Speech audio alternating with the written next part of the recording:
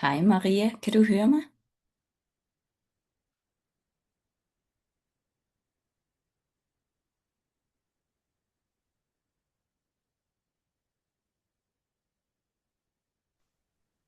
Der var du.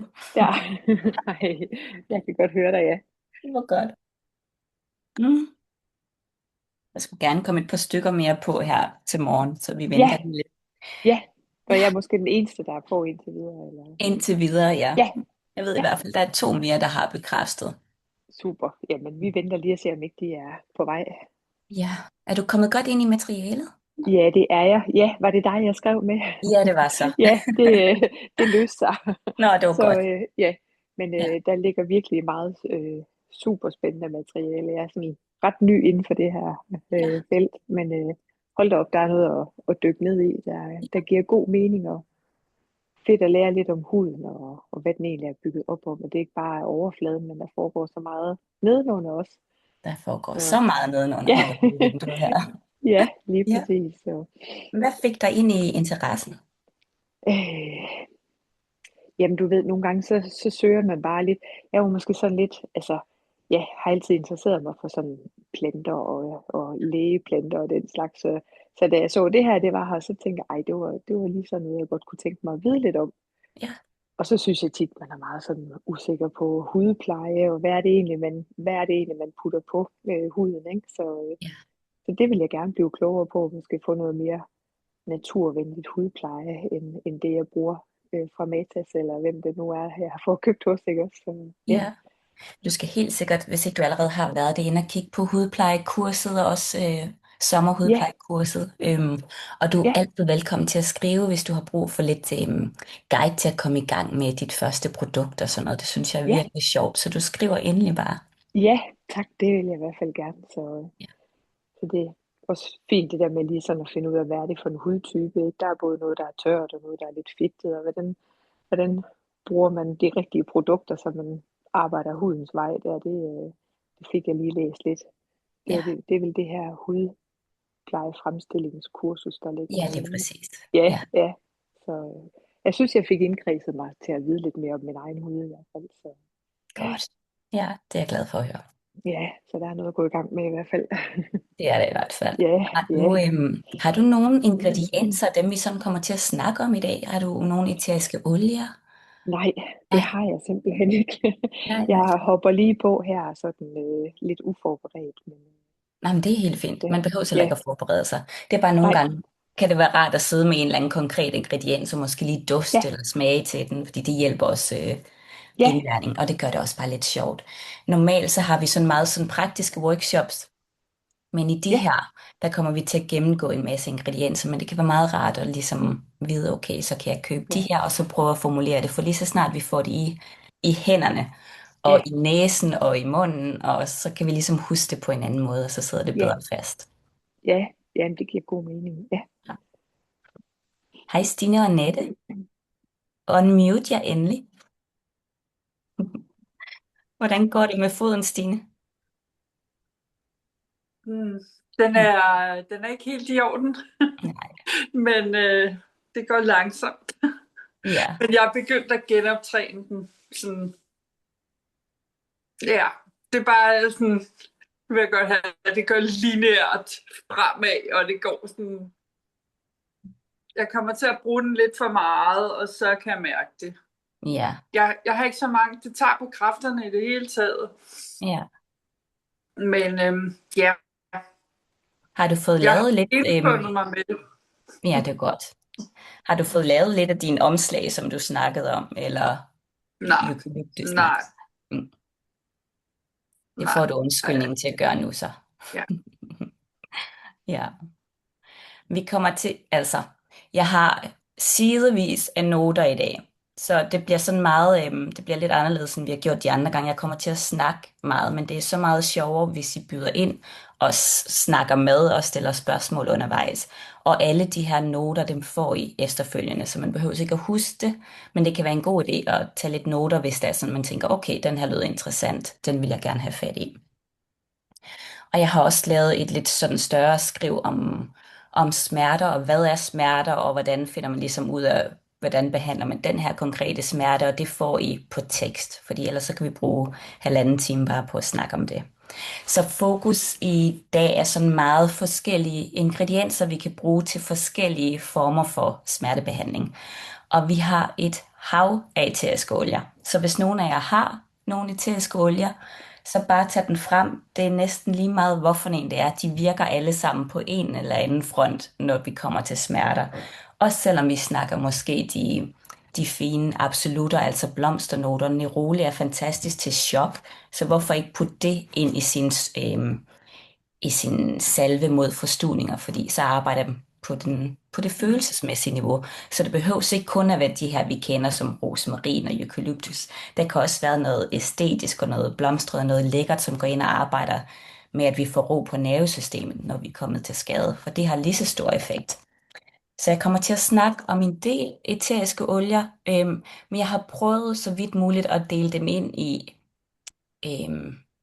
så man ligesom ved, hvornår er den her relevant i forhold til den anden. Fordi hvis man slår det op, så kan det måske være 50 eteriske olier til forstuvninger eller til smerte. Så jeg har prøvet sådan at dele dem op så bedst muligt man nu kan i forskellige former, så man ligesom kan se, okay, den her passer til det her. Og det gode ved, at der er så mange forskellige, det er, at hvis man så ikke har den, der måske er lige præcis specifik, så er der 20 andre at vælge mellem. Så der er altid et eller andet, så længe man bare har måske 5 eteriske olier i køleskabet.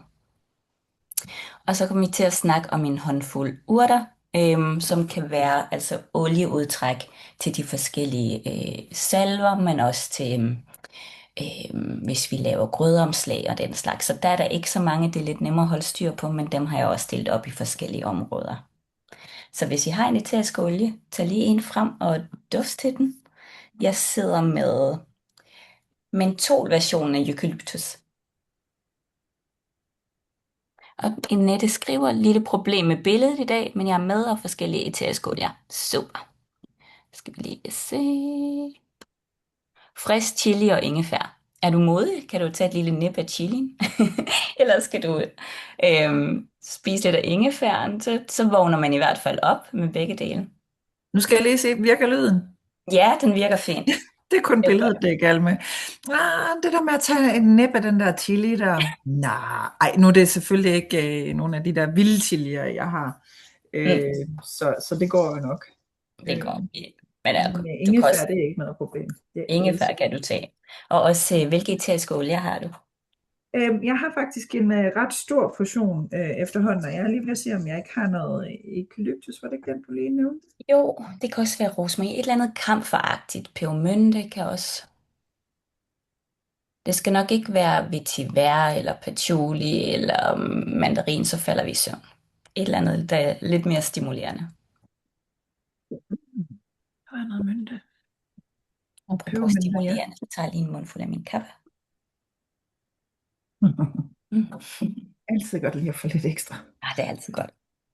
Jeg har også simpelthen, der er så varmt for tiden. Og selvom der sådan er aircon, og når vi skal sove, det er bare på sådan, ja, man sover ikke særlig godt i den varme, og mit hår står ud til alle sider med 80% luftfugtighed, så sådan, nu glæder jeg mig faktisk lidt til efteråret allerede. I er ikke et sted, hvor det ikke er så hensigtsmæssigt at bo, vel? Altså, det er varmt, og i år har været helt ekstremt. Jamen, jeg tænker på nogle brænde eller et eller andet. Nå, med brænde, nej, vi er heldigvis en ø, så der er ikke, det er ret isoleret på den front. Ja. Der kunne være det, men resten af Spanien brænder jo nærmest. Og der har også tidligere været sådan skovbrand, men jeg tror, de har fundet ud af, hvordan de ligesom skal, hvad de skal plante, og hvad de ikke skal plante, og den slags. Ja. Jeg ved ikke, hvordan vejret er i Danmark lige nu. Det er blevet skyet nu, men skulle vi gerne komme op omkring 20 grader i dag, tror jeg. Nå, ikke dårligt. Nej. Godt. I hvert fald her, hvor jeg bor. Godt. Jamen lad os kaste os ud i det, og husk, snak endelig undervejs, stil bare spørgsmål, ellers så bliver det for kedeligt, hvis jeg bare sidder og læser op her. Og jeg er nødt til at kigge lidt på min tekst, fordi ellers så glemmer jeg halvdelen af de eteriske olier. Men når vi snakker om smerter, så er det jo forskellige Der kan være smerter, hvis man lige er faldet, hvis man er væltet på cyklen, hvis der er rifter, hvis der er sår, der kan være gigtsmerter. Så vi kommer til at snakke om lidt af de forskellige. Men en af de vigtigste sådan egenskaber, vi går efter, når der er smerte, det er noget antiinflammatorisk. Så der har vi æteriske olier, rigtig mange. Der er lavendel, der er geranium, og den tænker man måske ikke sådan umiddelbart på, når man tænker sådan smertebehandling eller inflammation, men den er ret antiinflammatorisk, og det er også en af dem, der dufter godt, så man kan også komme til at lave en blanding, der faktisk altså dufter lækkert og ikke kun sådan medicinsk kamferagtigt. Det var geranium, du lige nævnte. Det var geranium, ja. Både lavendel og geranium. Og faktisk også begge slags kamiller. Både den blå og den romerske. Jeg ved ikke, om der er nogen af jer, der har prøvet den blå kamille.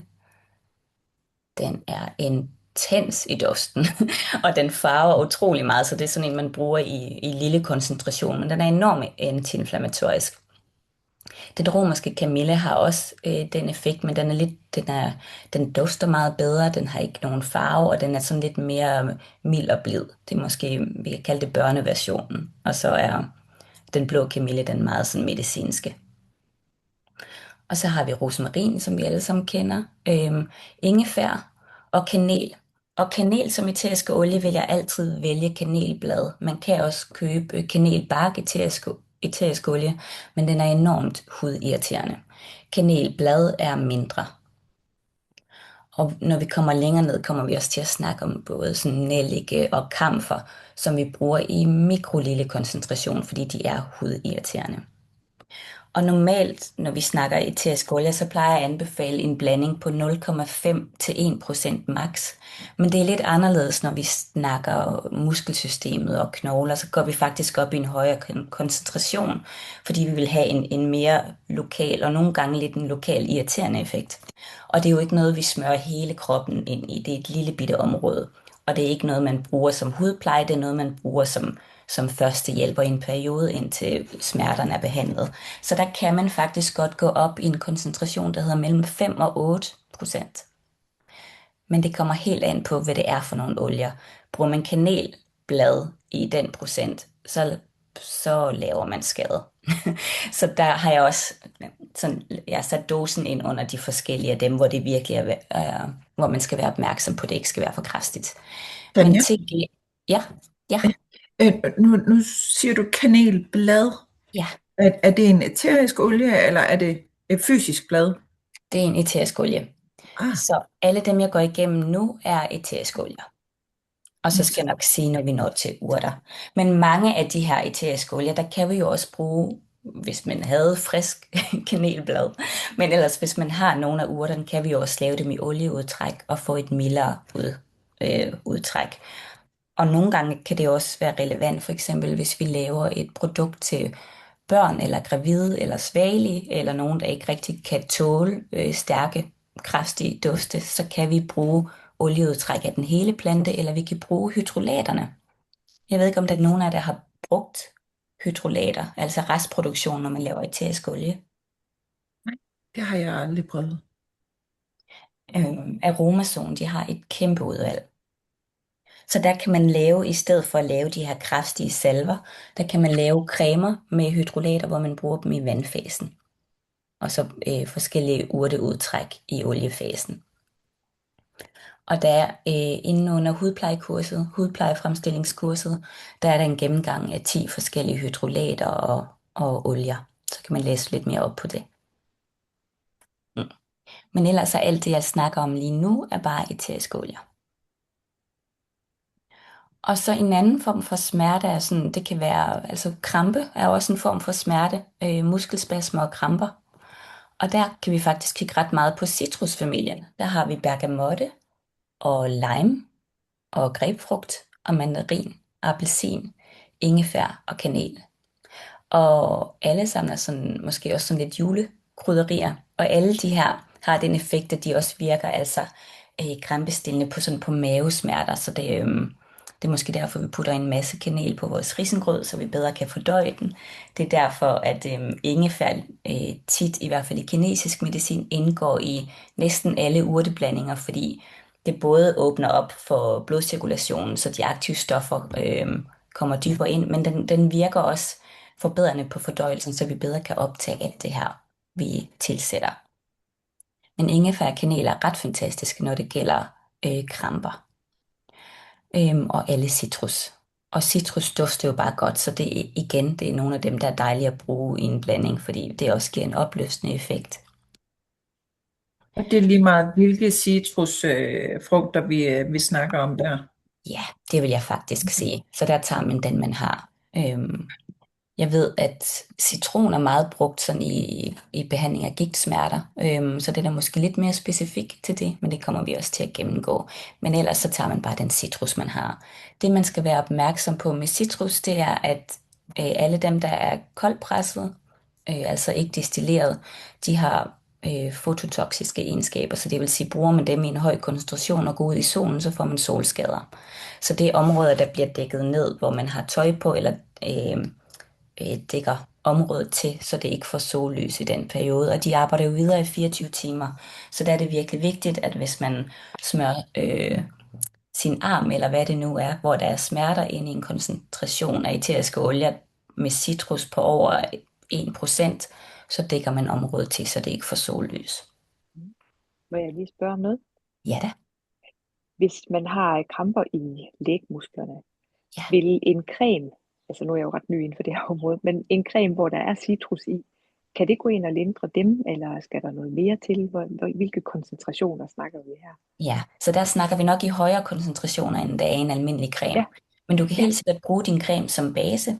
Hvis for eksempel du har 10 ml creme, så kan du tilsætte 3 dråber af en citrusolie, og så massere den ind. Okay. Ja. Så det kan man sagtens. Ja. Fordi vi skal nok op i den her, sådan i hvert fald 5% koncentration, for vi begynder at mærke den her smertelindrende effekt. Ja. Godt. Og alle de her olier kan vi jo bruge i forskellige ting. Vi kan bruge dem i olier, og vi kan bruge dem i salver. Så æteriske olier fortyndes virkelig godt i olie. De fortyndes også rigtig godt i alkohol i en høj procent, men de fortyndes ikke i vand. Så når vi bruger dem hvis vi for eksempel vil lave en kølende gel til en forstuet fod, så er det vigtigt, at de æteriske olier virkelig bliver pisket godt ind i blandingen, fordi de vil sidde i sådan små perler i suspension, de vil ikke emulgere ind i. Så der er det virkelig vigtigt, at man blander det rigtig godt sammen med et piskeris, så man ikke ender med at få en koncentreret mængde æterisk olie på huden. Det kan være meget irriterende. De kan også fortyndes i honning. Hvis man for eksempel skal have sådan en, hvis man har et sår, hvor der er infektion, og honning er enormt antibakterielt, så kan man putte det æteriske olie i honningen, og så smøre på for eksempel.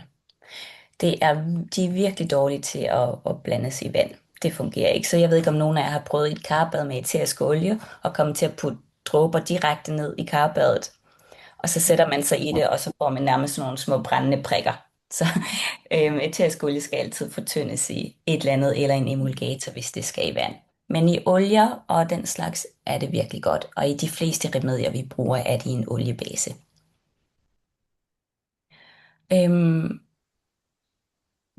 Måske den ikke passer ind her, men jeg sætter den alligevel ind. Det vi snakkede om før, sådan med cremer og lotions til sarthud, børn og ældre og gravide, det er her, hvor vi kan bruge hydrolater, eller vi kan bruge olieudtræk i stedet for de æteriske olier.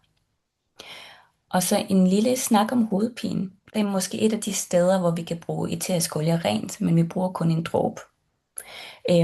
Og noget af det bedste til hovedpine, det er, at man kan massere en dråbe lavendelolie i tændingerne. Det virker meget, meget lindrende. Er det en meget kraftig hovedpine, hvor man kan mærke, at det spænder op i nakken, så kan man tage en enkelt dråbe æterisk olie af pebermynte og massere det langs kraniekanten. Man kunne også lave en koncentreret salve, man masserer ind, men lige her er en af de eneste gange, hvor jeg bruger æterisk olie rent, og fordi jeg kun bruger en enkelt dråbe. Man kan også lave et omslag til hovedpine, hvor man tager de æteriske olier, hvor man først putter den æteriske olie i en skål, og så hælder man vand i, så man sørger for, at det virkelig bliver godt fordelt, og så lægger kluden i koldt vand, og så på hovedet. Så det kan man også gøre. Men jeg synes, det er lille tip med, hvis I husker på lavendel-tændingen, eller pebermynte langs kraniekanten, hvis det er en kraftig hovedpine. Det kan lindre Det kan måske ikke tage det helt, og man skal nok gøre det et par gange om dagen, men det kan lindre ret meget. Men det er ikke en Panodil. Det skal man huske. Mm. Og hvis vi så snakker altså egenskaber til smerter, så er der jo forskellige ting. Så vi har snakket lidt om de antiinflammatoriske, og der har vi Blue Tansy.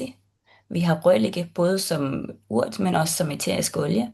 Vi har tysk kamille og romersk kamille, er sådan de mest antiinflammatoriske, vi kan tage fat i. Og da jeg skulle sidde og forberede mig, jeg har haft den her mærkelige smerte i min fod, så fik jeg lige pludselig smerte sådan oven på foden og et andet sted. Og tænkte, jeg kunne da også tage min egen medicin, så jeg brugte faktisk en ret høj koncentration af Blue Tansy og eukalyptus. Og så forsvandt smerten. Og nu er den faktisk ikke kommet tilbage. Så altså, det virker jo nu, når nu man gør tingene. Jeg vil sige, at jeg brugte måske lidt meget af Blue Tansy, og det farvede min fod blå. Men det var okay. Jeg ved ikke, om I kender den. Nej, Nu skal jeg lige... er det så som æterisk olie, du tager den, siger du, og så blander de to sammen, og så smører det med en olie ovenpå?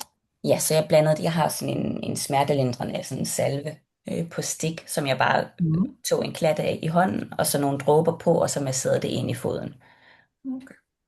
Prøv at se farven på Blue Tansy. Den er nærmest sådan her helt blåsort.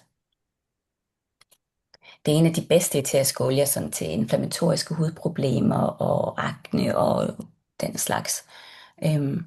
Og duften minder lidt om kamille, men på en mere rar måde, synes jeg. Den har lidt noter af æble. Ja. Jeg synes, den er behagelig. Min kæreste kan ikke fordrage den, så det er sådan lidt smag eller behag. Men jeg synes, den er dejlig. Den er meget beroligende også på nervesystemet. Jeg elsker den helt Ja, vildt. ikke? Jeg synes, den er så spændende, Ja. fordi den er så... Den er anderledes, ikke? Ja, den er så anderledes.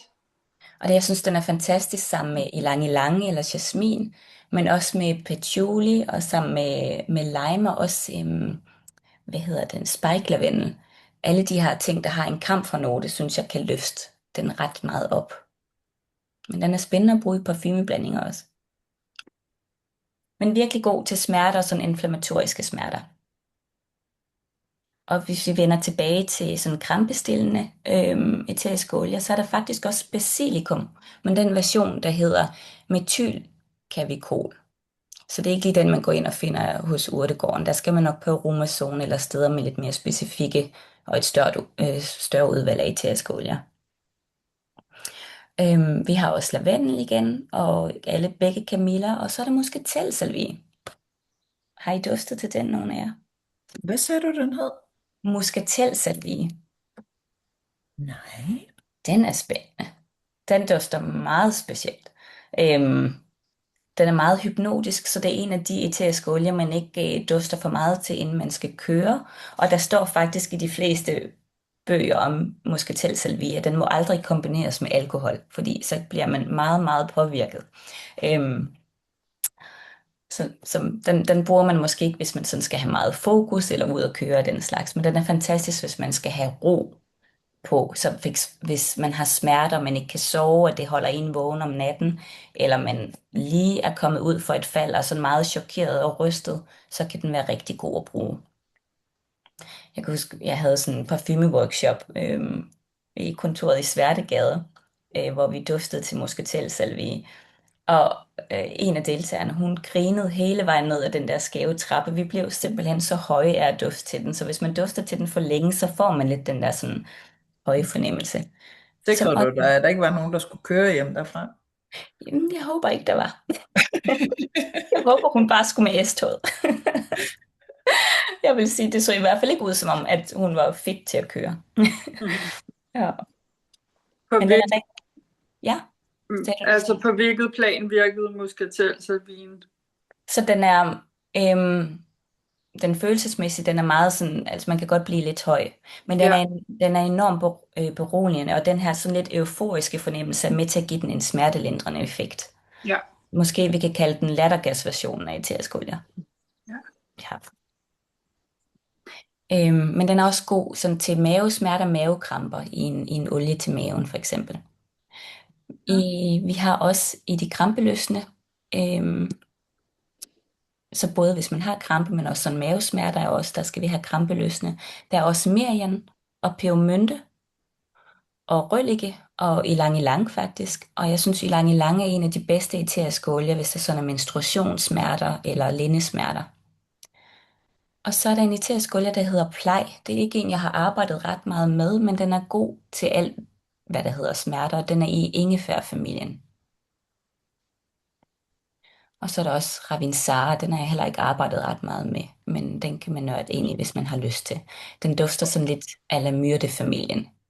Den der plej, Plej, hvordan ja. staver du det? Det er faktisk bare PLAI. PLAI. Tak for det. Ja, den er virkelig god at have i sin førstehjælpskasse, især hvis der er gigtsmerter og den slags.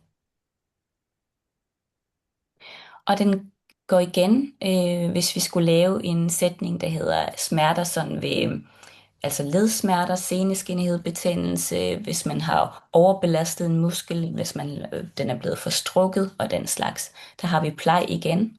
Vi har også Ravinsara igen. Og så er der kamfer.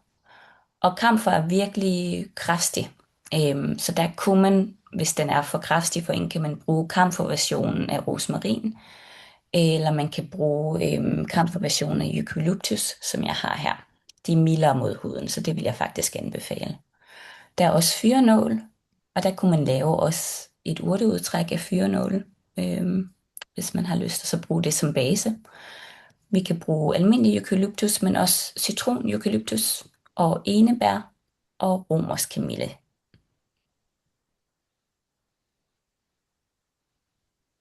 Og en anden ting, når vi tænker smerte, så skal vi nogle gange have noget, der øger blodcirkulationen og varmer musklerne op. Og der er en af de bedste, det er chili, altså cayennepeber. Den bruger vi ikke som eterisk olie, så jeg kommer til at gennemgå den senere. Men den er god at have i mente. Men der har vi faktisk sort peber, og den dufter fantastisk ind i eterisk olie. Helt anderledes end den sort peber, vi bruger på maden. Den er meget mere frisk og grøn og giver sådan en frisk luft. Meget, meget lækker at bruge. Den Man er skal rigtig bruge, god, ja. ja, og man bruger den i en lille koncentration, så jeg vil aldrig overstige 1% af den. Og så har vi kanelblad, det virker også som lokalt irriterende, altså varmende på huden. Vi har ingefær, som gør det samme. Alle de olier, der ligesom fremkalder rødme i huden, er relevant, når det gælder sådan, altså når vi skal bruge for noget muskelvarmende, eller vi skal øge blodcirkulationen. Så hvis der er stive muskler efter træning, eller hvis man har en frossen skulder og den slags.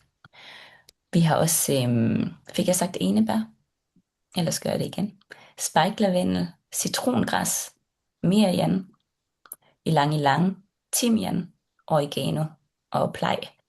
Så det er en ret lang liste. Så hele den her liste. Hvad siger du? Jeg siger, der er nok at tage fat i. Og man kan jo bare vælge en. Og man kan se, at mange af dem går igen, så kan man bare vælge den, der går igen ved alle sammen. For eksempel plej. Ja, så alle de her, der øger blodcirkulationen og varmer musklerne, det er også dem, vi skal være opmærksom på, hvis man har meget sensitiv hud. For eksempel, hvis der er mange karsprængninger, eller hvis der er rosacea og den slags, så er det måske, der skal man være virkelig, virkelig varsom, fordi de vil gå ind og irritere huden lokalt. Det er det, de skal i den her effekt, vi har brug for at varme musklerne op. Er det også noget, der kan gå ind og hjælpe på sådan nogle stive tommelfingerled? Ja, det vil være rigtig, rigtig godt. Ja, altså sort peber for eksempel i en eller anden form. Ja, som eterisk olie, hvor det bare er et par dråber i, og kanelblad og ingefær, det vil være virkelig fantastisk. Ja. Og plej vil også være rigtig god her. Ja. Og så er der også, det kunne faktisk godt være under den her gruppe, men der er dem, der virker sådan særligt hudirriterende, hvor huden virkelig bliver rød. Så der har vi sort peber som en af dem, kanelblad, enebær, ingefær, plej og oregano. Det er dem, der sådan virkelig giver rødme og cirkulation til huden. Så hvis vi har områder, der sådan er meget kolde, eller altså de har sådan frossen skuldertendenser, de her ting, hvor der er som om der er bare ingen aktivitet, der er de her virkelig gode. Og så har vi også, når vi snakker smerte, så har vi sår. Så alt det, der hedder småsår, hudopskrabninger og blå mærker. Og der er to af de allerbedste, det er cistus og helichrysum. og de dufter også meget spændende. Meget krydret, meget karry, meget medicinske. Cistus er især spændende i duften, og den bruger man i lille koncentration. De er ikke farlige for huden, de er rigtig gode for huden, de er meget, meget hudfornyende, så de er også gode i hudpleje til moden hud, men de er simpelthen så kraftige i duften, at der er ingen, der vil kunne holde ud til at bruge dem. I små salver til sådan, hvis der er smerter, så kan man måske holde det ud, men de er meget, meget kraftige, så det skal man bare være opmærksom på. En del af det med at lave hudpleje til sig selv, kan det måske, så kan man eksperimentere alt det, man har lyst, men hvis man gerne vil dele det med familie og venner, så er det meget godt at tænke i, altså dufter det også godt, er det, kan jeg holde ud og have det på, kan de holde ud og have det på, og det er der kunsten er ligesom at få blandet de forskellige ting, så det ikke kun har sådan en fysiologisk effekt, men det også har en lidt æstetisk effekt på vores sanser, så husker man mere at få det brugt, og så virker det også bedre. Cistus, den kan man da også drikke tørret, kan man ikke? Jo, som te, hvor det er bladene. Her er det er træbarken, der bliver lavet æterisk olie af. Men den er rigtig god for immunsystemet faktisk, som te. Den gror overalt her. Og den har den fineste sådan, både lilla og hvide blomster, der sådan er helt papirstynde. De er så smukke. De bruger den meget her sådan, mod virus og forkølelser og den slags. Men i æterisk olie er den virkelig god til alt det, der hedder blå mærker især. Og sår og infektion. I den her kategori har vi også geranium, som dufter skønt. Der er lavendel, der er merian, palmeroser og tea tree. Tea tree er ikke så meget på de blå mærker, men den er meget antibakteriel til modvirke infektion i sår og den slags. Jeg ved ikke, om der er nogen af jer, der kender palmeroser. Den er sådan, den i hvert fald eterisk. Den er meget sådan mild i duften, og jeg vil sige, at de fleste kan lide den, og den er let at blande med alt muligt andet, så den er meget sådan, meget likeable. Merian kan de fleste også godt lide. Den er meget mild. Ja. Den er ret lækker sammen med eukalyptus. Ja. Hvis vi skal være sådan meget specifikke på muskelkramper, så kan man tænke på alle de egenskaber, der hedder smertelindrende, krampeløsende, lokal blodcirkulationsfremmende og varmende. Så det vil sige alle dem, vi ligesom har gennemgået. Og muskelkramper, så skal man selvfølgelig også tænke magnesium indvortes. Man kunne også lave sin egen magnesiumolie med magnesiumkrystaller, så det bare bliver sådan smeltet i vand faktisk. Så kalder man det en olie, fordi den bliver så tyk. Og så kan man putte det til forskellige eteriske olier, eller endnu bedre, man emulgerer det videre til en creme, så man kan få nogle olier i også. Fordi det kan godt svie lidt på huden, hvis man bruger den rene magnesiumolie på. Men det er virkelig god base til de her krampeløsende eteriske olier, det er at lave et magnesiumpræparat. Man kunne også lave et fodbad med magnesium, og så putte de eteriske olier i en olie, og så hælde det ned i. Det ville være ret godt. Men der er mange, der bruger sådan magnesiumolie, inden man skal sove, for ligesom at få en god søvn og undgå, at der kommer kramper. Hvor kom der et spørgsmål? Det var bare lige mig. Ja. Jeg smører nogle gange sådan en arnika-olie på mig. Jeg døjer meget med kramper i lægmusklerne og sådan noget. Ja. Hvordan, er det også noget, der kan fungere i det her? Ja, den er sådan lidt smertelindrende. Okay. Jeg har prøvet at kombinere den med magnesium eller nogle af de her eteriske olier, og så virkelig skrue op for magnesium indvortes. Ja. Spændende. Og du kan også tænke, nogle gange kan kramper også være sådan, der er problemer med væskebalancen måske, så sådan noget som brændenælde-te og mælkebøtte-te og den slags. Hvis du lige kan få en halv liter ind af det. Det vil jeg prøve. Og lidt citronsaft i, så har du nærmest sådan en elektrolytblanding, det vil være ret god. Ja. Hvad har vi så? Så har vi basilikum. Og det er en version, der hedder linalol. Og den er virkelig god til alt, hvad det hedder sådan nervesmerter. Så den kan hjælpe med genopretningen af de sådan perifere nervers funktion. Og den er god blandet sammen med sortpeber, pebermynte og romersk kamille til den slags smerter. Og især til fysisk genoptræning efter man har haft en arm eller en ben i gips, hvor man ligesom ikke har brugt musklen. Men også efter slagtilfælde. Det kan være borrelia, hvis man har fået sådan halvvejs ansigtslammelse. Alle de ting, hvor musklerne ikke er aktive, den kan hjælpe med ligesom at gå ind og aktivere nerven, så man får en hurtigere genoptræning. Hvad var det for en olie? Eller Det er basilikum, og den version, der hedder linalol. linalol. Ja. Så tænk på den. Men undskyld, hvad kunne man sige, at den var? Tænk på smerter, når det gælder nervesmerter eller manglende følesans, og man skal genoprette følesansen. Ja. Ja. Så nedsat følesans, den er ret god ved kramper og spasmer faktisk også. Følelsesløshed og nedsat muskeltonus, altså hvis man ikke har kunne bruge sin arm eller ben i en periode, på grund af, at de har været i gips eller den slags. Og den kan bruges i salver, cremer eller olieblandinger. Og en lille note er, at hvis området er meget inflammeret, så skal man være opmærksom på den, fordi den faktisk går ind og virker meget sådan varmende. Så der bruger man en lille koncentration. Men hvis ikke, at der er sådan varme og hævelse og inflammation, så kan man bruge den i en koncentration på 3-5%. Start med 3.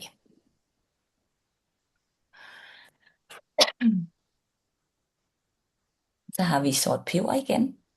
Nu gennemgår jeg bare de forskellige eteriske olier, delt op i, hvor de sådan specifikt er mest relevante, så man ligesom kan vælge dem bedre. Så det bliver sådan lidt meget opremsning her, så stil endelig spørgsmål undervejs. Så sort peber, så tænk mikrocirkulation, stimulation og rødme i huden. Så det kan være ischiasmerter, det kan være muskelkramper, det kan være, hvis der er nedsat muskeltonus, hvis der er muskelstivhed og stive led. Så hvis I sådan bare mentalt tænker frossen skulder, så har I sort peber. Det kan også være god, hvis der er muskelsvind. Igen, hvis man har haft benet i gips eller den slags. Eller man bare har været sengeliggende i ret lang tid, eller har været en couch potato i flere år, så kan det måske give lidt stimulering, og så kan man bruge en lille bitte smule i en kropsolie for ligesom at få kroppen i gang igen. Hvad var det for en, Tanja? Det var sort peber. Det var sort peber, ja. Ja. Kan du sige noget om rød peber? Fordi det har jeg af en eller anden grund. Ja, den dufter fantastisk. Det har lidt samme effekt. Ja. Og vi bruger peber i, den kan faktisk bruges i sådan varme og kolde omslag, hvor man lige sørger for, at den er mixet godt med vandet inden. Og ellers bare i olieblandinger eller i salver. Og det eneste, man skal være opmærksom på, ikke at bruge den, hvis der er beskadiget blodkar, for eksempel ved kuldeskader eller åreknuder, eller sådan meget sådan hævelse og inflammation, så skal man være lidt varsom. Er det i forhold til området? Ja, i forhold til området, til bare sådan lokal på føring. Det gør ikke noget, hvis man har det et andet sted. Jeg kan godt bruge den i nakken, men sagtens. Ja. Ja, men jeg vil ikke bruge den over en åreknude. Lige præcis. Ja. Og så er der blue tansy. Meget, meget antiinflammatorisk og meget smertestillende og krampeløsende. Og også bare enormt beroligende på nervesystemet. Og jeg synes, den effekt med beroligende på nervesystemet og smertestillende er virkelig god til alle slags smerter. Og den krampeløsende effekt, man kan bruge den sammen i lang, hvis man for eksempel har menstruationssmerter og den slags. Eller bare sådan mavesmerter. Måske endda kombineret med en lille smule ingefær. Og så kunne man bruge den i en base af, kropbynkeolie til det formål. Den er også god i de situationer, kan jeg huske min underviser i aromaterapi, Nicole Perez, fortalte, at til de situationer, hvor man bare ikke kan gøre andet end at vente. Så hvis man er sådan meget utålmodig, sådan, jeg skal ud og løbe, men min fod er forstået-agtig. Men man kan ikke gøre andet end at bare affinde sig med situationen og vente, så er den god at have med, for at få det følelsesmæssige aspekt med i den. Så blue tansy ting på smertefulde led, gigt, ischias, ømme muskler, muskelsmerter, overanstrengte muskler, muskeltræthed, kramper, muskelspasmer. Næsten alt. Og jeg synes, det er en god olie at have også bare i sin hudpleje, fordi den er meget, meget antiinflammatorisk til rødme og sensitiv hud, eksem og den slags. Og faktisk også antibakteriel til akne. Hvordan staver du tansy? Tansy, så det er Tansy. Okay. Ja. Og jeg tror på dansk hedder den måske blå regnfand. Man skal bare passe på med regnfand, at man tager den rigtige, for en af dem er meget, meget giftig. Så det skal være den, der hedder Blue Tansy. Og man kan få den hos Aromazone. Ja. Ja. Okay. Og den kan anvendes i cremer og i salver. Og så bare være opmærksom på, at den farver alt meget, meget blåt. Så pas på med hvidt sengetøj og den slags. Ja. Og den er rigtig god til de her tilfælde, altså med smerter, kombinerer den sammen med tysk kamille, romersk kamille og citron. Især til gigtsmerter er det en god blanding. Og så har vi tysk kamille, som også farver lige så kraftigt og dufter endnu mere specielt. Men igen meget, meget antiinflammatoriske. Den blå farve af det antiinflammatoriske, det er Camerazulin, som også findes i blå cypres for eksempel. Så antiinflammatorisk, krampeløsende, smertestillende, og så understøtter den også vævsreparation. Så god de steder, hvor der er skader, hvor der er blevet brud på huden, eller på bindevævet, hvor man ligesom skal fremme helingen. Og både tysk og romersk kamille er god til alt, hvad det hedder betændte led, gigt, smertefulde muskler og forstuvninger. Så hvis man skulle lave sådan en kølende gel til en forstuvning, så kunne Blue Tansy sammen med pebermynte og eukalyptus være en god blanding. I en aloe vera gel for eksempel. Og det kan bruges i omslag, cremer, eller man kan blande dem i en arnika-salve. Fordi arnika har lidt af de samme egenskaber, som støtter op under det. Men det kommer vi til at snakke mere om. Og hvor romersk kamille måske er lidt anderledes. Den er knap så antiinflammatorisk, så den er bedre måske til ømme muskler og muskelkramper.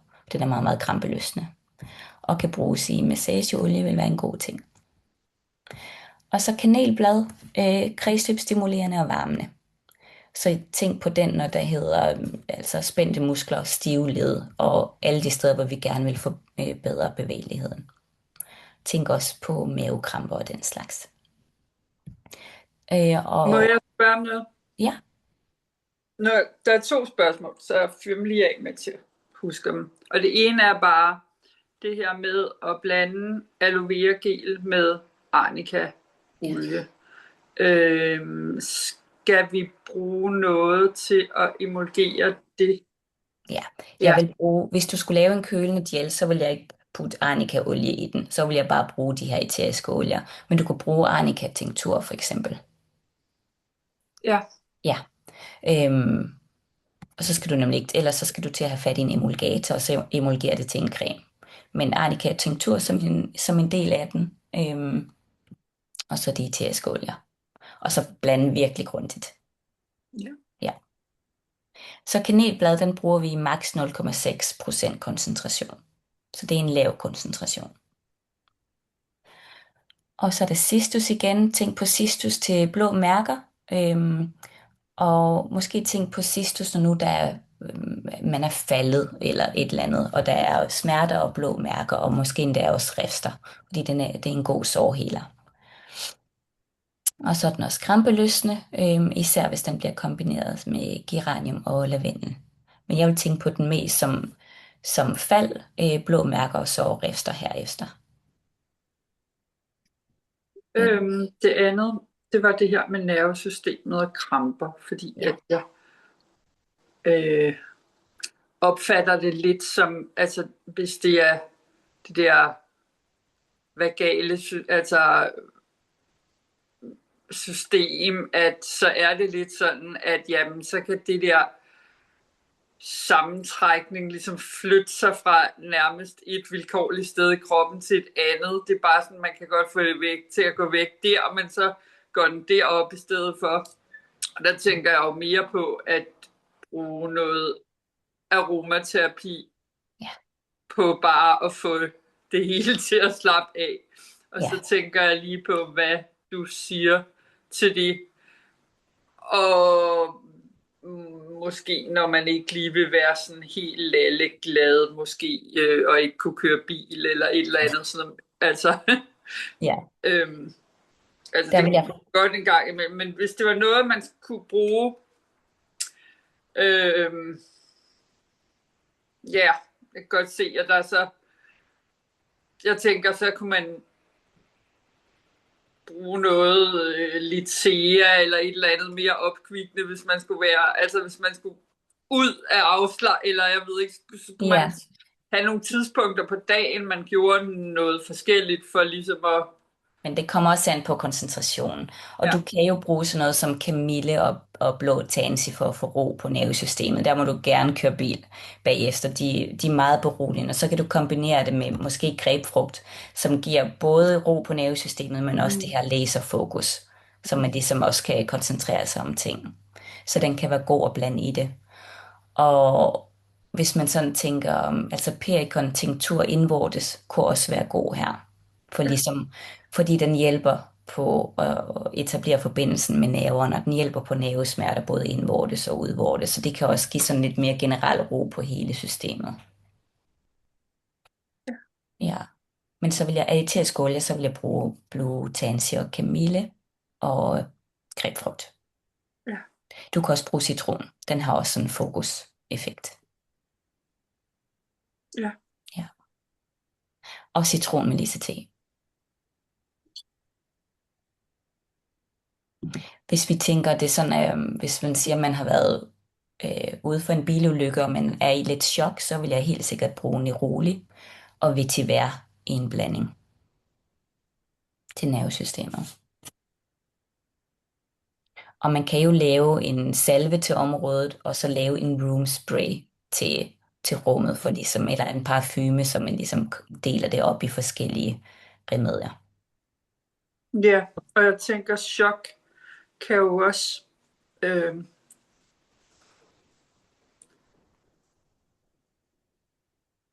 være, ligesom sidde og vende tilbage som en traumatisk tilstand, som man kan arbejde med på lidt længere sigt på den måde. Ja, det kan man have fornøjelse af i mange år. Ja. Ja. Det er på daily. Ja. Men tænk chok, så Neroli. Ja. Ja. Og måske endda lave den der duft, altså duftskemaet med Neroli, som man ligesom virkelig får mærket efter. Og Maria, det duftskema, det ligger, når du går ind i kursusportalen, under aromaterapiuddannelsen. Okay. Ja, duftterapiuddannelsen. Ja. Der er også en lille video, hvor vi dufter. Fedt. Ja. Hvor var vi egentlig kommet til? Det var cistus, vi snakkede om, var det ikke det? Jo. Så cistus, det var til blå mærker, typisk efter fald, og virkelig en af de gode ingredienser i en arnika-salve til den slags. Så hvis man tænker, mountainbike-styrt, cykelstyrt, den slags, hvor musklerne både kan være altså forstrukne eller forslået, og der er måske rester og den slags. Så er cistus og arnika virkelig en god førstehjælp. Så hvis man er sådan, der godt kan lide at hike i bjergene, eller bare sådan virkelig udendørs person, så vil det være en god ting at have i sit lille husapotek. Og så er det muscatelsalvin igen. Det var den, der gjorde en lidt lalleglad. Men meget krampeløsende, smertestillende, vanddrivende, så den er god de steder, hvor der også virkelig er hævelse, hvor tingene er hævet op og er varme, og den der sådan dunkende smerte. Den er meget, meget afslappende på både så nervesystem og muskler. Så god til muskelsmerter, ledproblemer og kramper. Særligt hvis der sådan er stive led eller fastlåste led, og så kombinationen med, at man virkelig sådan føler sig sådan helt låst fast, eller i enormt uro, stress, eller sådan lidt hysterisk. Der er muscatelsalvie virkelig god. Så hvis man tænker muscatelsalvie, smerter kombineret med hysteri, skal vi sige det. Sådan virkelig ekstrem stress. Hvor man så føler sig, man er sådan helt fastlåst. Det havde jeg godt nok, da jeg havde forstuet foden. Ja, så har den været rigtig god. Den har du til næste gang. Ja. Ja. Så tænk igen, muscatelsalvie, frossen skulder, muskelspasmer, smertefulde muskler, smertefuld led, stivhed og frossenhed, vil jeg bare skrive generelt som et kodeord. Og den kan bruges både i massageolie, men den er også god, hvis man har et karbad eller bare et fodbad. Alle de ting, der ligesom tvinger en til at blive siddende. Så man kunne også lave en virkelig, virkelig fed fodcreme, så man ikke kan gå den næste halve time. Øhm, Man kan også kombinere muscatelselvi med kanel, timian og mirian for at hjælpe, hvis der sådan er sådan klemte nerver, øhm, eller diskusprolaps og den slags. Og hvis området er meget sådan hævet og inflammeret, og den der sådan tunge, sådan dunkende smerte, så kombinerer den sammen med lavendel, citron og romersk kamille.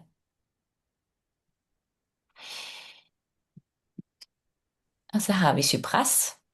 Den er krampeløsende, kredsløbsstimulerende, sammentrækkende på blodkarrene og også vanddrivende.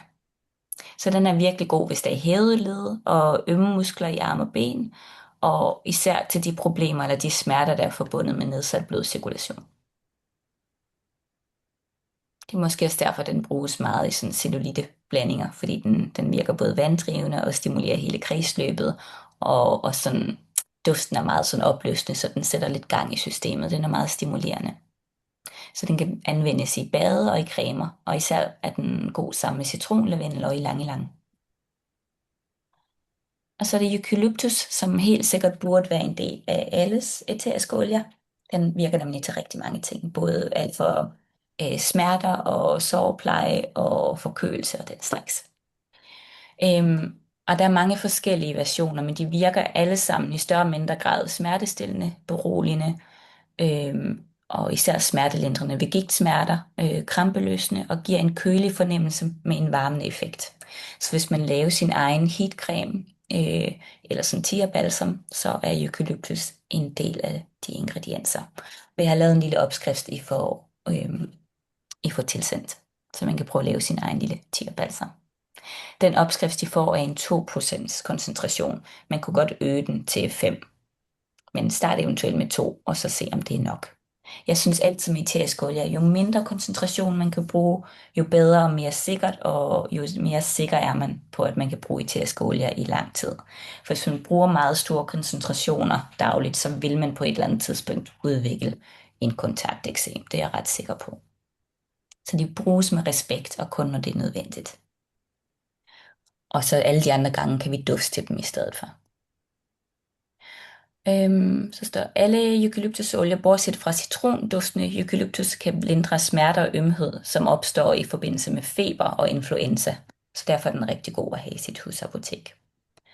Så man kunne lave for eksempel et lidt køligt karbad med eukalyptus, hvis man er ved at blive syg, eller hvis man har influenza. Eller bare en kropsolie, så smør sig ind i den, inden man går i seng, og så pakker sig godt ind. Og eukalyptus dæmper hævelse og god efter en forstuvning eller andre mindre skader, hvor der opstår hævelser. Og både i massageolie, salver, gels, bade, lotions og også til inhalering. Så den kan bruges på alle mulige måder. Så er der den citronduftende eukalyptus, som virkelig dufter godt. Skøn i sådan en room spray. Den er smertelindrende, især ved gigtsmerter og til ømme og stive muskler. Og så påvirker den også det perifere nervesystem og kan være en del af genoptræning efter ulykker og skade, hvor man ikke har kunnet bruge musklerne i en periode. Og den kan også anvendes i massager, salver, bade, lotions og til inhalering. Og så har vi geranium. Den er enormt smertestillende, krampeløsende og så modvirker blå mærker. Så den kunne også være en fin arnika-salve mod blå mærker for eksempel. Og så kan den faktisk også understøtte knogleheling, så man kunne blande en lægekulsukkersalve sammen med geranium til, hvis man har brækket en knogle, og så smøre det på.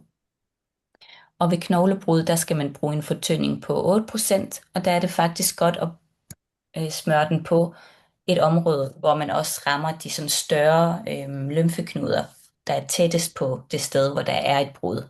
Så for eksempel, hvis man har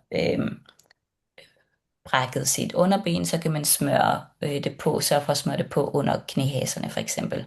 Så der skal man bruge det på et lidt større område. Jo tættere på lymfeknuderne, jo hurtigere virker det. Og så i 8% blanding. Og det var, hvis der var knoglebrud. I hvor mange procent? 8%. 8%, ja. Ja. Geranium og muscatelselvi, de synes jeg, de passer godt sammen. Ja, de er ret lækre sammen. De ligger lidt op, altså når de er sammen, ligger de så lidt op ad hinanden. Ja, og jeg synes en enkelt ro patchouli, synes jeg fremhæver dem på en god måde, og giver også lidt ekstra ro på nervesystemet.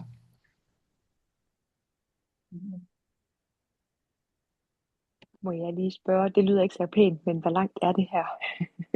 Det er Vi, super spændende. Det er fordi, jeg skal nemlig videre på noget familiebesøg. og du kan altid Ja, se det færdigt på replay. Jeg har ja, måske 20 minutter tilbage. okay. Det er Ja, super spændende. Det er bare lige, jeg sidder lige midt i en deadline her. Så ja, det er så fint. Men du ja, får tilsendt replay bagefter, så kan du altid se fedt. resten der.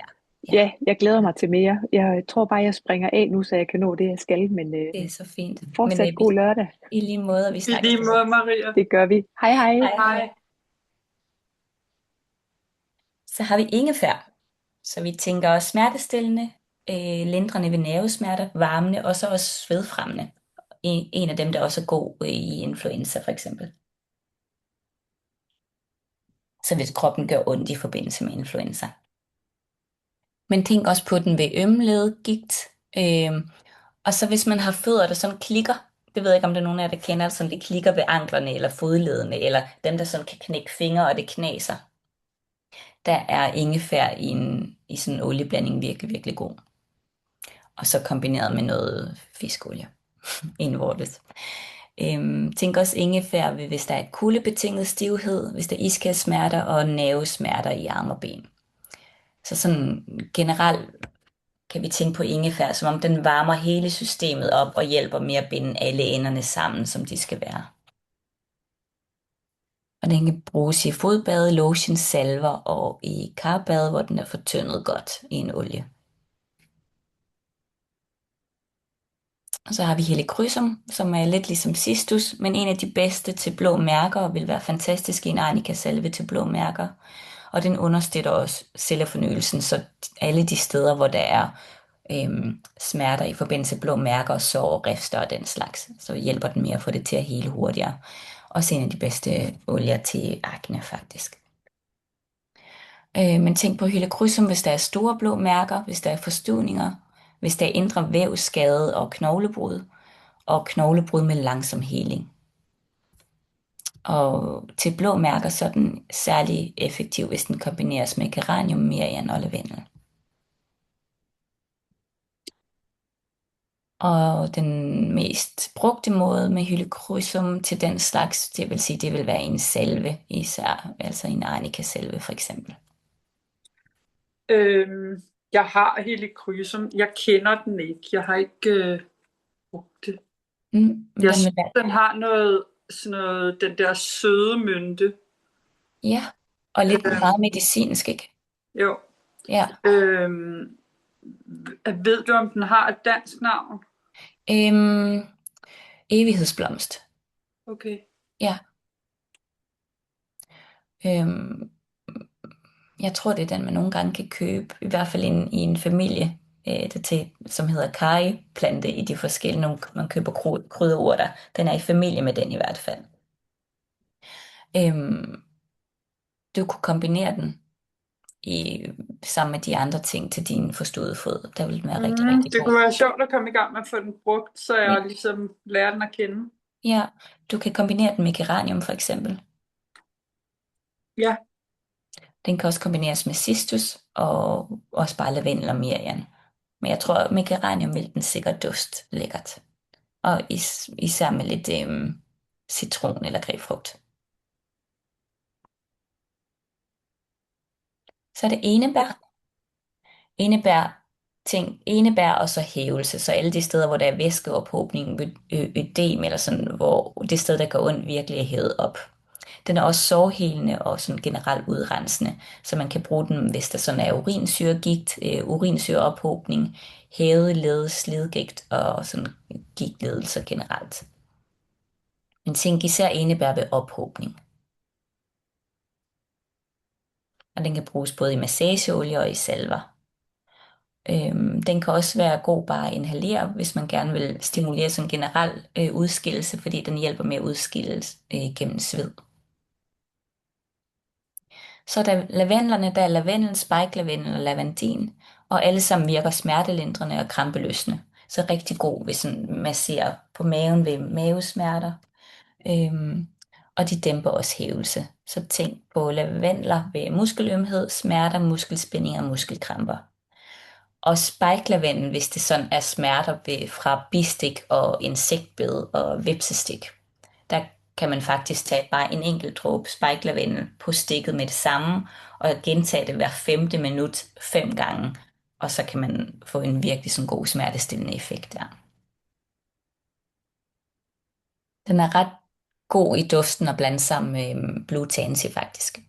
Det giver en god, især med en lille dråbe grøn citron og en lille dråbe patchouli. Det giver en spændende parfume til restløshed og frustration og utålmodighed. Skal jeg hilse at sige, den har jeg brugt mange gange. Og så en lille dråbe jasmin, bare lige for at runde af. Godt. Hvad siger du? Lavendel, Blue Tansy, grøn citron, jasmin? Ja. Og det skal være spike. Og så en til. Ja, og så en. Du sagde en til ting. Ja, faktisk, jeg glemte at sige grøn mandarin. Så der er faktisk både grøn citron, grøn mandarin, der er jasmin, spike lavendel og Blue Tansy og patchouli. Det var patchouli, okay. Ja. Ja.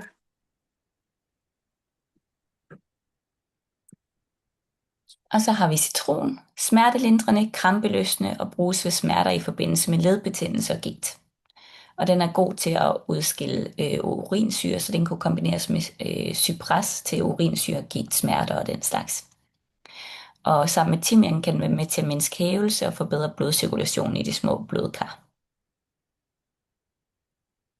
Og også bare i cremer, salver og olier. Og så skal man lige huske det med, at citrus, altså citron, er fototoksisk, så man dækker lige området til, hvis man skal ud i solen. Og mirian, jeg elsker duften af mirian. Den er smertelindrende, krampeløsende, kredsløbsstimulerende, varmende, og så dæmper den hævelse og blåmærker. Og så den er god til skader efter sådan cykelstyrt eller sådan mindre ulykker, hvor man ligesom har forstrukket en muskel, der er lidt rifter og blåmærker og den slags. Og man kan kombinere den med Mei Chang, som er en citrus med en meget spændende duft. Hvad hed den? Mei Chang, så M-A-Y, ja, og mellemrum C-H-A-N-G, Mei Chang. Kinesisk. Ja, en kinesisk citrus. Jeg tror, nu kan jeg ikke lige huske, men jeg tror, det er en af dem, men det er sådan meget sådan oprøret skrald. Og med Chang, den virker betændelsesdæmpende, eller betændelseshæmmende, beroligende, afslappende og lindrende ved nervesmerter. Så tænk på den ved nervesmerter, senehindebetændelse, gigt og ledegigt. Og den kan kombineres med kamille, sortpeber, basilikum, mirian, rosmarin, eller ilang, men altså ikke alle sammen, men vælger et par stykker. Ellers så bliver det en for kraftig blanding. Jeg synes, det var en meget kraftig blanding, det der. Ja, det er too much. Så man udvælger efter det, der ligesom det, man skal bruge den til. Men den er speciel i duften, så det er godt at vide, hvad den ligesom sådan duftmæssigt harmonerer med. Og også effekt. Men man kan også sige, at der er et maksimum på, hvor mange forskellige dufte man lægger sammen. Er det ikke lidt den der tommelfingerregel med, er det 5? Ja, det er 5, vil jeg sige. Men selvfølgelig kan man bryde den, men den er god at huske på. 3 eller 5 plejer at fungere godt sammen. Og jeg tror, den parfumeopskrift, jeg gav lige før, den var mere. Men så den er god. Hvorfor noget? Jeg siger, men den er god. Men den er god, og den virker. Den er virkelig god til utålmodighed. Så Nioli, som er en del af myrdefamilien. Hvad var godt til utålmodighed? Den parfumeopskrift lige før. Ja. Altså den her med Mei Chang? Nej, den med Blue Tansy og den med Blue Tansy, okay, ja, det er lige noget for mig med god utålmodighed. Jeg kan huske, det var en opskrift, igen, jeg fik en ikke kold på ræs, fordi jeg sådan skrev, og jeg kan desværre ikke finde den, men jeg kan huske den måde, hun sådan skrev den på, og det var bare for at udfordre min tålmodighed. Den skulle laves over 5 dage, og så skulle man starte med 1 dråbe og dufte 3 gange, og så nærmest gå rundt om på. Det var sådan en virkelig udvidet, som jeg aldrig nogensinde gjorde. Men det var ligesom for at teste den der ting, så hun var spøjs på den måde. Nioli, det er en del af myrdefamilien. Den er meget smertelindrende på gigtsmerter og ledbetændelse. Det er ikke en, jeg bruger særlig meget, men den er god at vide, hvis man tænker altså gigt og især ledegigt. Og den slags. Så gigt, ledegigt, stivhed, rygsmerter, ledbetændelse. Og som I kan høre, er der jo, altså, det går igen ved rigtig mange. Så det er jo ikke fordi, man behøver hundredvis af eteriske olier. Med 5 kan man komme rigtig, rigtig langt. Og så kan man jo starte med dem, man bedst kan lide duften af, så man får dem brugt. Fordi eteriske olier, der står ikke bliver brugt, de bliver bare for gamle, og det spilder penge. Og hvis ikke I allerede gør det, så have de eteriske olier i køleskabet. Det forlænger altså levetiden gevaldigt. Nå, til palmerosa. Med den milde duft. Den er god til blå mærker, og virker især beroligende, hvis der er meget sensitiv hud. Så hvis man skal lave et produkt, hvor huden er ekstra sensitiv, eller hvis det er et blåt mærke i ansigtet, eller den slags, så kan man bruge palmerosa her. Den er også god til sådan overfladesår, og sådan små rifter og den slags. Hvis det område, man skal bruge den på, er meget smertefuldt, så kan man kombinere det med lavendel og mirian, og så alle de andre olier til blå mærker, som cistus og helichrysum og den slags. Og måske arnica som base. Og den kan bruges i en creme eller salve i en koncentration på 3%. Og det kan være godt at påføre det flere gange om dagen, minimum 3, eller bare efter behov. Så er det fyrenåle. Den virker meget rensende, og den hjælper kroppen med at udskille sådan affaldsstoffer, lidt ligesom cypres. Så den har en lidt vanddrivende virkning og stimulerer svedproduktionen. Så tænk også på den sådan ved feber, influenza, smerter og den slags. Den er også rigtig god i sportsblandinger, og især at bruge i en olie til musklerne, inden man skal ud og løbe for eksempel. Den virker meget opkvikkende, og den fungerer virkelig godt sammen med citron og rosmarin.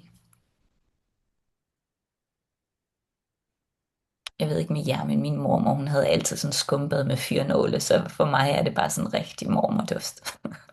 Jeg ved ikke, om I kan huske det, sådan, den havde sådan nærmest en neonblå farve. Ja, meget spændende. Nå, så har vi plej, som jeg synes, I skal have fat i. Jeg skal i hvert fald selv have bestilt det. Meget smertelindrende, betændelsesdæmpende og lindrende ved nervesmerter. Så man bruger den ved betændte led, forstuvninger, forstrækninger, sådan skader på muskler, altså muskelbristninger, kunne vi kalde det. Ledbåndssmerter, smerter, stivhed, betændelse og muskelspændinger. Så stort set alt, hvad vi har snakket om i dag. Den er god i kombination med sort peber, nioli, rosmarin og geranium. Og her kan man være med til at dæmpe hævelse og selvfølgelig også tage smerterne. Og jeg har skrevet, det er en af de bedste. Så hvis man kun skulle have en, og den kan bruges i massageolie, salver og kolde og varme omslag. Hvis man kun skulle have en, så skulle det være den der Ja, det plej, synes jeg. Plej, ja. som vi aldrig har hørt om. Som vi aldrig har hørt om. Men det er også, det er jo ikke en hudplejeolie, og jeg har kun normalt fokus på hudplejedelen. Så der har plej aldrig ligesom været en del af mit. Men når det smerter, så er den relevant. Skulle man vælge 2, så vil jeg tage eukalyptus. Og så især måske kamferversionen. Så har man sådan en god all-round. Og måske også Blue Tansy, hvis man skulle have 3. Jeg synes, du udvider listen. Ja, det er svært at styre sig. Hvad siger du, Stine? Når du siger kamferversionen af eukalyptus, hvordan sikrer vi os? Det står der faktisk. Så, undskyld, den hedder mentol eukalyptus. Ja. Ja, ikke kamfer. Ja.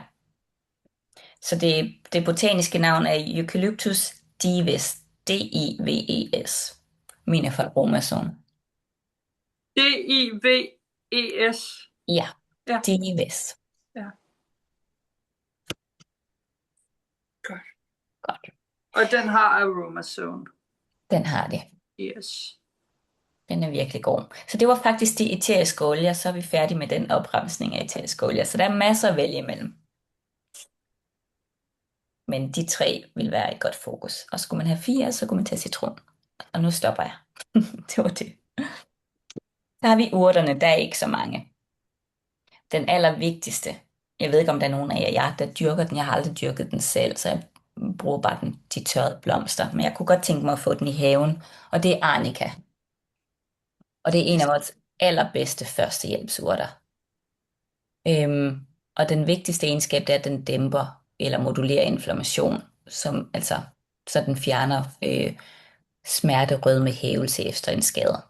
Så den er især god ved forstuvninger og forstrækninger og andre skader på muskler, sener og ledbånd, og især til blå mærker. Det er derfor, jeg altid har brugt den i guasha-olie for at forebygge og for at fjerne de blå mærker efterfølgende. Det er ikke en af de urter, vi rigtig bruger indvortes, der er den lidt toksisk, men udvortes i form af olie, salver, creme og liniment, så det vil sige, at man kan udtrække den i det alkohol, man får på apoteket for at rense sår. Og der kan man bruge den både tørret og den friske, hvis man nu dyrker den. Men du kunne også godt få den som æterisk olie, kunne du ikke? Nej, det er kun, den har ikke æterisk olie, så den er kun som, man kan købe den som olie, og man kan måske købe den som tinktur, men ellers så køb en pose af de tørrede blomster, og så lave et udtræk i, hvad hedder sådan noget alkohol, man køber på apoteket? Isopropylalkohol, er det det hedder? Kan I huske det? Det ved jeg faktisk ikke. Så her, de bruger det meget, altså sådan alkohol til at rense sår. Så man kan gå på apoteket og så bare købe alkohol til sårrensning. Og så er det den, man udtrækker det i. Man kan selvfølgelig også bare bruge vodka, men den anden er meget billigere. Og siden vi kun bruger den på huden, så er det fint nok. Så den kunne være rigtig god i de her kølende gels til forstuvninger. Ja. Men jeg kan godt udtrække den i den der 60%. Ja, Ja. det kan du sagtens. Jeg mener, det hedder isopropylalkohol. Ja, navnet siger jo noget fra barndommen, men ja. Men det vil sige, at bare noget alkohol med høj procent. Det handler bare om, at det er billigere, når det skal være udvortes. Ja, man kan sige, det gode ved den sprit, man køber på apoteket, det er, at den er, hvad er det, 99, så man har virkelig udtrukket en masse af de aktive stoffer. Ja, så finsprit kunne også gøre det. Finsprit kan også gøre det. Når vi lige er ved det der, det handler altså ikke om smerter, men parfumealkohol, det er denatureret. Men vil man kunne bruge finsprit? Eller det er måske fordi det stinker? Det stinker, ja. Det er bare derfor. Det er tilsat et eller andet, så man ikke drikker det, tror jeg. Ja. Så hvis man bruger det med tørrede blomster, så er forholdet cirka 1:5. Så 1 del tørrede blomster, 5 del alkohol, fordi de simpelthen suger så meget af væsken. Hvis man er så heldig at have friske blomster, så er det 1 del friske blomster og 3 del alkohol, hvis det er i de her høje koncentrationer. Hvis man bruger vodkaen med de 60%, så vil jeg bare fylde glasset helt til top med de friske blomster og klippe dem i små stykker eller blende det. Ved de tørrede blomster, så stadigvæk holde sig til 1:5, fordi ellers så får man ikke noget væske tilbage. Så har man bare en bunke våde urter og ingen tinktur. Og olieudtræk, det kan vi lave igen, hvis man har friske blomster, men også bare tørrede blomster. Det er det, vi sådan lettest kan få fat i. Så det er bare igen at fylde et glas helt op. Måske lige ikke pulverisere dem, men gøre dem lidt mindre, hvis de er hele blomster. Og så overhælde med olivenolie med 0,3% rosmarin CO2-ekstrakt. Låg godt på, og så lad det stå i 4 uger, vil jeg sige. Og så har man det som base til arnika salve. Men det er friske blomster, vi taler om? Det her, du kan bruge både friske og tørrede. Jeg kan godt bruge tørrede til olie. Ja, det er altid den mest sikre version. Hvis du bruger friske, så vil jeg altid lige tørre dem i 24 timer inden, så det meste væske er væk. Det vil være så ærgerligt, hvis det mugner. Jamen, jeg har jo det problem denne sommer, at der er ikke mange friske blomster, jeg kommer i nærheden af. Lige præcis, så bare brug tørre. Ja. Godt. Så kan jeg få det lidt sjov alligevel. Ja, du kan så. Du kan lave rigtig mange ting, og det er altid sikrest at lave det med tørrede urter. Der er også virkelig mange, der laver tinkturer af de tørrede urter, og så længe man kan få fat i dem i god kvalitet, så er det også fint.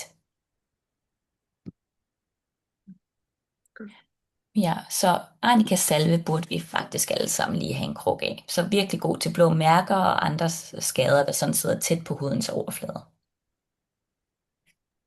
Men det er jo også den der, vi bliver anbefalet at bruge i forbindelse med med nåle og Ja, lige præcis. ja. Ja, og det er den årsag. Det er de her sådan som Ja. overfladeskader, hvis der er blodudtræk og blå mærker. Så virkelig god. Så man kan også udtrække den i en jojobaolie, så man kan bruge den til nedling i ansigtet, for eksempel. Mm. Og hvis man skal formulere sin færdige olie til en salve, så er det cirka 1 del bivoks til 5 del olie, eller cirka 15% bivoks. Der har vi den spændende. Vi har chili, altså cayennepeber, og det er mest cayennepeber, men lurer mig, man ikke kunne bruge andre slags chili, og hvad man nu har. Så cayenne virker smertestillende på huden, men først efter den er færdig med at brænde. Så man smører den på, og så brænder det, og så forsvinder smerten. Der er også nogen, der ligesom putter den på et andet sted, så det brænder der, og så glemmer man der, hvor man har ondt det første sted. Men man smører det generelt på de steder, hvor der er ømhed, og så virker den efter noget tid smertelindrende. Men Og den det, kan du jo også godt bruge i for eksempel smoothies, hvis man laver det. ja, det kan man. Ja. Ja. Jeg har simpelthen så mange chiliplanter herude, så jeg får det frisk på næsten, at jeg elsker chili. Ja. Og det er indholdet af capsaicin, som virker smertelindrende. Så det aktiverer varme- og smagereceptorerne i nerveenderne i huden, og så giver det den her først varmende og brændende fornemmelse, og så efter man har brugt den et par gange, eller efter noget tid, så gør det faktisk huden lidt mindre, hvad hedder det lidt mere, hvad hedder sådan noget, når man mangler følsomhed i huden. Ja. Den bedøver. Skal vi ikke bare sige det sådan? Den bedøver. Man lammer lidt huden, så man ikke kan mærke smerten. Ja, så altså hvor sundt det er, men det er effektivt, kan man sige. Men den bruges også meget i altså blandinger til stive muskler og den slags, fordi den virker lokalt irriterende og giver den her rødmende fornemmelse og får blodscirkulationen helt ud i periferen. Så alle de steder, hvor der sådan er altså stivhed, frossenhed, kan den hjælpe med ligesom at få bevægelse. Også hvis man har trænet meget og har virkelig ømme muskler, så kan den være god dagen efter i en salve, for eksempel sammen med fyrenåle og den slags, for at få lidt bevægelighed i det igen og få smerten væk. Og man kan lave den i et liniment igen, man kan udtrække den i alkohol, men jeg har den bare som olieudtræk, og der bruger jeg bare tørret pulver, som jeg køber som krydderi. Og så cirka 4 spiseskefulde pulver og 250 gram olivenolie, og blande det rigtig godt sammen og ryste dagligt og lade det stå i en 4 uger eller en 6 uger. Og så tager man handsker på. Og man tager måske også en lille maske på, når man blander det, så man ikke inhalerer alt det chilistøv. Det vil være en rigtig god idé. Man kan også tage beskyttelsesbriller på, så man ikke får det støv i øjnene, eller man kan bare være ekstra forsigtig. Men når man hælder olien fra chilipulveret, så handsker på vil jeg anbefale, fordi det er virkelig en brændende olie. Og så siger man det gennem et klæde, så vi får alle de her små stykker urter sivet fra, og så får man sådan en helt rød olie til sidst, så man så kan forvandle til en salve. Og man kan eksperimentere med koncentration, man kan bruge den som den er, men teste på et meget, meget lille område. Og hvis den er for kraftig, så kan man fortynde den med andre olier, for eksempel perikonolie og den slags, som har lignende effekt. Så den er virkelig effektiv, men vær varsom. Den brænder, og det er det, den skal. Og så har vi rødlige. Og rødlige kan vi tænke på til alt, hvad det hedder blødende sår. Så når der er åbne sår, når tingene bløder, og det ikke vil stoppe med at bløde, og vi skal have det til, så skærer vi vores lillefinger af, så døber vi den ned i rødlige tinktur. Så alle de ting, hvor det virkelig stopper blødning, tænk på rødlige. Så den er god ved sådan fald, hvor man får nogle store rifter, eller alle former for, hvis man har skåret sig og den slags. Men den virker også inflammationsmodulerende ved ledsmerter og gigt, så man kunne også bruge den i en olie som en del af en salve til gigtsmerter. Men jeg vil bruge den mere sådan i forhold til sår, også fordi den fremmer alle helingsfaserne af et sår. Så alt fra at den stopper blødning til den får huden til at hele hurtigere igen, og den virker antibakteriel, så man også sikrer, at der ikke opstår infektion. Og man kan også bruge den i form af omslag eller kompres, og det kan have en virkelig, virkelig god effekt på at stoppe blødninger. Hvis man er ude, og man kommer til skade, og man ikke lige har sine remedier med, og der står en rødlægge, så kan man tage rødlæggen, hvis det bløder meget, og så kan man enten tygge det til en mos, og så smøre det på, det stopper blødningen, eller man kan forkrølle det sammen, men man skal ligesom have det lavet til en mos, og så putte det på, og det er en virkelig, virkelig god førstehjælp til at stoppe blødning, og så mindske chancen for infektion. Også selvom man tykker på det. Men det er de fleste af os, der er udenfor med en morter og en pestle, og så må man jo bruge det, man har i nærheden.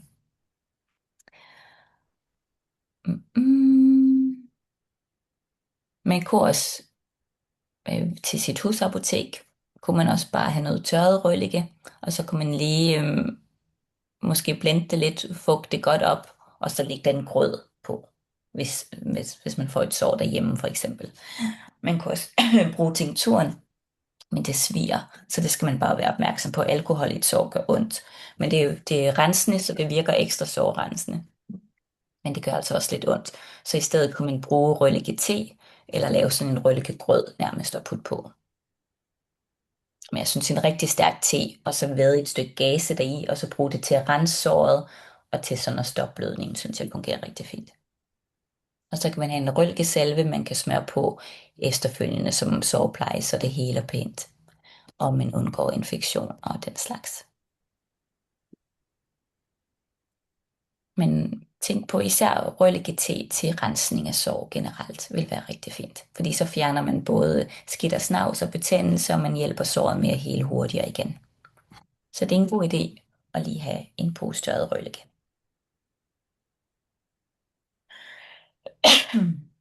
Så har vi lægekulsukker. Og den er virkelig, virkelig god til forstuvninger for eksempel. Og især hvis man har det friske blad. Man kan lige dyppe det i noget kogende vand, så det bliver lidt blødere, og så vente på vente på det køler lidt af. Og så kan man wrap det rundt omkring det sted, hvor man har en forstuvning. Eller et knoglebrud faktisk. Og så kan man gentage det 3 gange om dagen. Men man kan også lave et grødomslag med den tørrede, hvor du pulveriserer bladene, så de nærmest er sådan helt til pulver, og så putter du vand eller urtete i. Måske lidt tinktur, hvis du har især roden. Det kan også være en lille smule af chiliolien, for ligesom at virke smertelindrende. Og så kan man smøre det rundt om forstuvninger eller knoglebrud, og så enten lægge det på noget gase, eller bare smøre den her grød på området, og så gase omkring, og så gøre det 2 gange om dagen.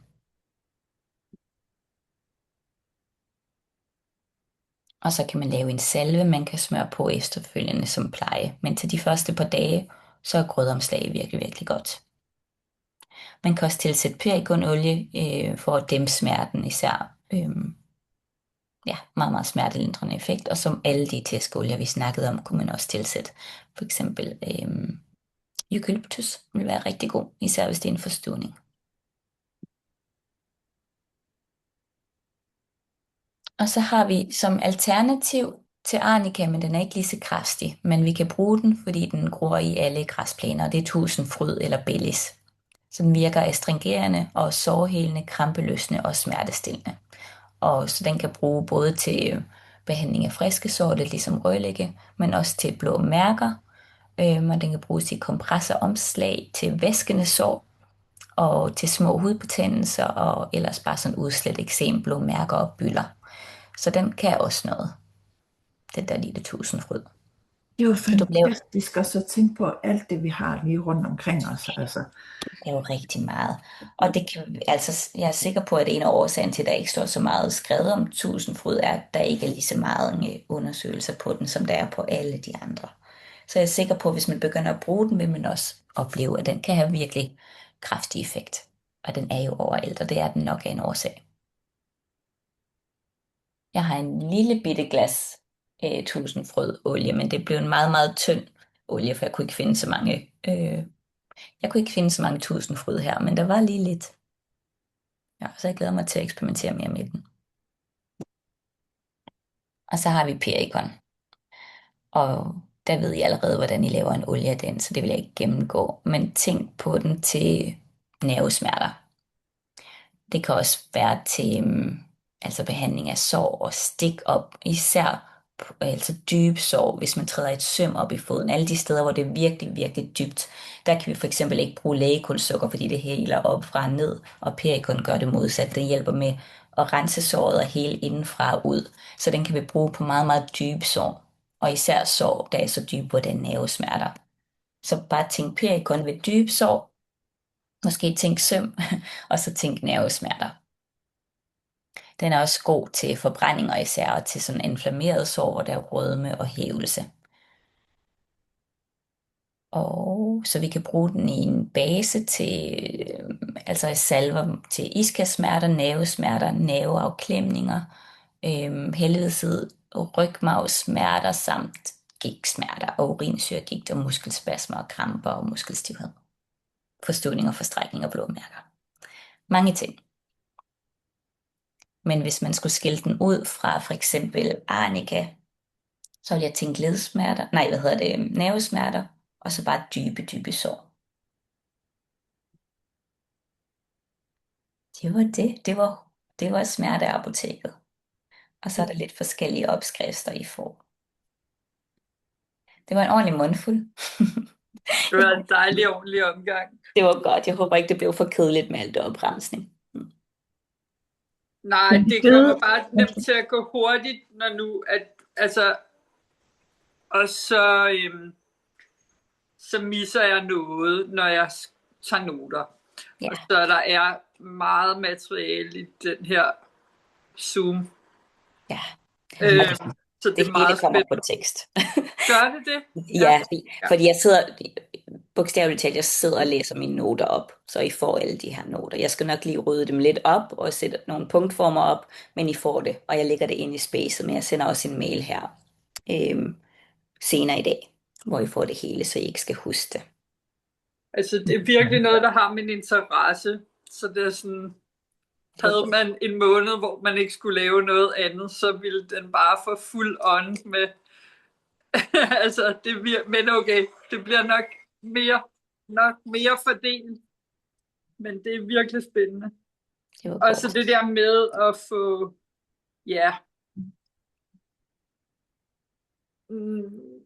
det æstetiske element mere ind i det også, fordi det jo også har noget med velbefindende at gøre, taler til nervesystemet, og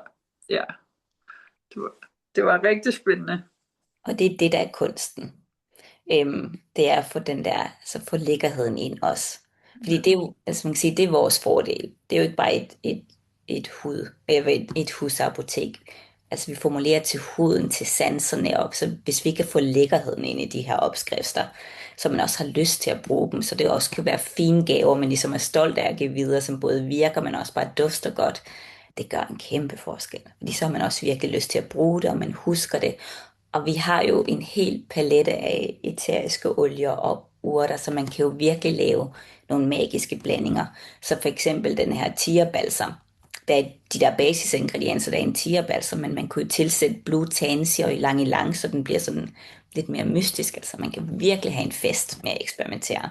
Så hvis I får lavet nogle blandinger selv, hvor I tænker, wow, den her dufter bare godt, eller det her virker godt, eller den her dufter så grimt, men den virker rigtig godt. Men del det endelig, så vi kan få hinandens erfaringer. Det gør det så meget sjovere. Jeg vil ønske, at vi havde flere timer nu, hvor vi ligesom bare kunne begynde at formulere med alle ingredienserne. For det for mig er den sjove del. Det er i eksperimenterne, og det er, når vi bruger sanserne. Men det må I gøre for jer selv, og så synes jeg, vi skal dele vores erfaringer. Der kan vi nemlig lære rigtig meget. Ja. Er der nogle spørgsmål? Nej. Jeg tager den på replay, hvis der er noget, tænker jeg.